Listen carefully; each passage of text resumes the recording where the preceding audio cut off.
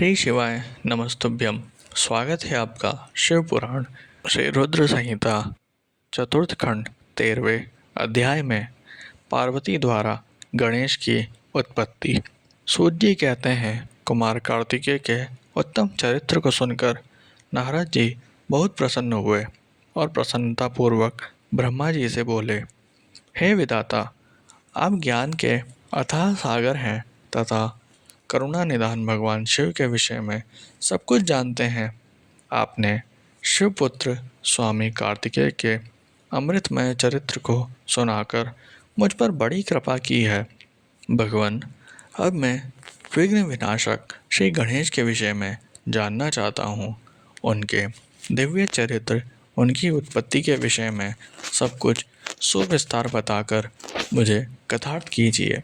मुनि श्रेष्ठ नारद के यह उत्तम वचन सुनकर ब्रह्मा जी हर्षपूर्वक बोले, नारद, तुम गणेश उत्पत्ति की कथा सुनना चाहते हो, अतः तुम्हारी प्रसन्नता के लिए मैं तुम्हें उनके जन्म के विषय में बताता हूँ।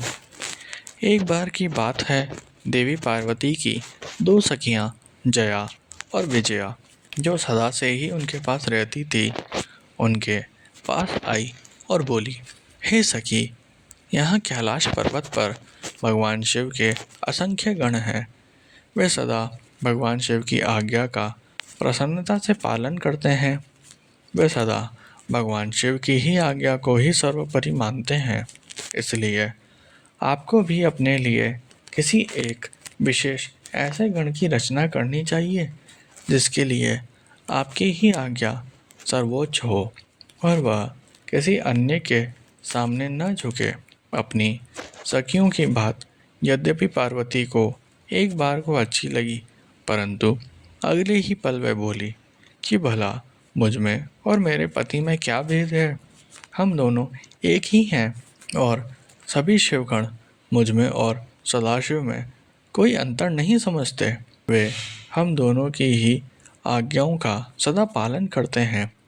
पार्वती जी के ये वचन सुनकर उनकी सखियाँ आगे कुछ नहीं बोली और वहाँ से चली गई। एक दिन की बात है, देवी पार्वती अपने कक्ष में स्नान कर रही थी। वे नंदी को द्वारपाल बनाकर द्वार पर बैठा कर गई थी। तभी कक्ष में भगवान शिव का प्रवेश हो गया, क्योंकि नंदी अपने आराध्य शिव को अंदर आने से रोक ना पाए। देवी पार्वती को उस समय बड़ी लज्जा महसूस हुई। इस घटना के उपरांत पार्वती को अपनी सखियों द्वारा दिए गए सुझाव का स्मरण हुआ। तब उन्होंने सोचा कि मेरा भी कोई ऐसा सेवक होना चाहिए जो कार्यकुशल हो और मेरी आज्ञा का सदैव पालन करे, अपने कर्तव्य से कभी भी विचलित ना हो।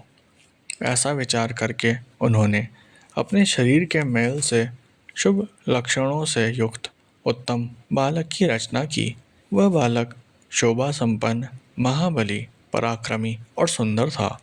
पार्वती जी ने उसे सुंदर वस्त्र और आभूषणों से विभूषित करके उसे अनेक आशीर्वाद दिए।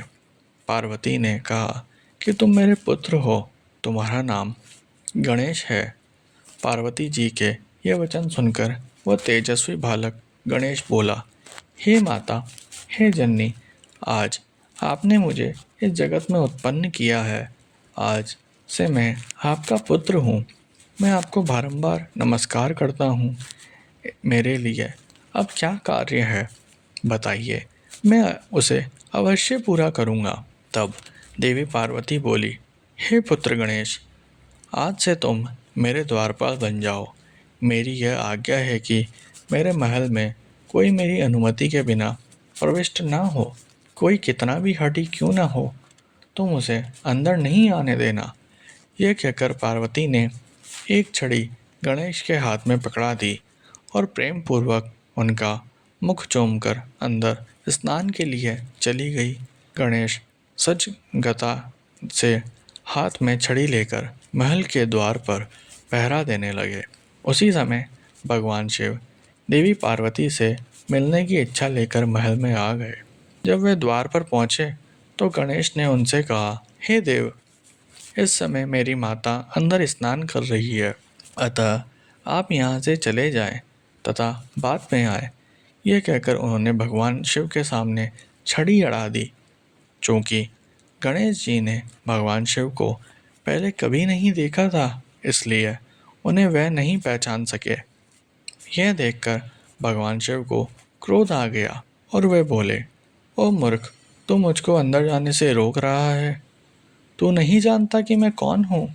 मैं शिव हूँ। मैं ही पार्वती का पति हूँ और अपने ही घर में जा रहा हूँ। यह कहकर जैसे ही भगवान शिव आगे बढ़े, गणेश जी ने उन पर छड़ी से प्रहार कर दिया। यह देखकर भगवान शिव को क्रोध आ गया। उन्होंने अपने गणों को गणेश को वहाँ से हटाने की आज्ञा दी और स्वयं बाहर खड़े हो गए।